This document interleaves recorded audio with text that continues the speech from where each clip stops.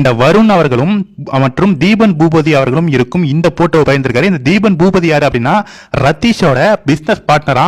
முக்கியமான 3 ஆதாரங்களை சவுக்கு சங்கர் அவர்கள் வெளியிட்டு தமிழக அரசியலையே ஒரு மிகப்பெரிய பரபரப்பை ஏற்படுத்தியிருக்காரு. ஃபர்ஸ்ட் ஆதாரம் உதயநிதி ஸ்டாலின், ஆகாஷ் பாஸ்கரன் மற்றும் இந்த விக்ரம் ஜோஜு ஐபிஎல் மேட்ச் பார்க்க போன வீடியோ பயந்தாரு.